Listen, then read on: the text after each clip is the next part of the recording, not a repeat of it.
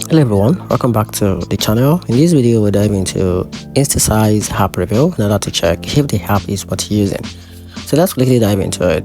The INSTASIZE app makes editing and posting photos to social media easy.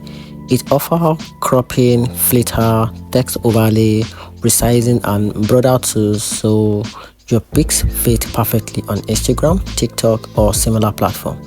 It's handy if you want a quick, simple way to touch up image and make them look polished without learning a complex editors. On the downside, many of the nicer filters and editing features are locked behind a paid subscription.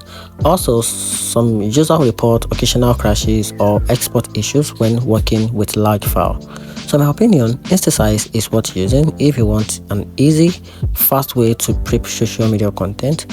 If you only do basic editing or you want to avoid subscription, simpler free tools might be all what you need for now. And that's it. Hope you find the video helpful. If you do, turn on the notification button and make sure you subscribe for more review.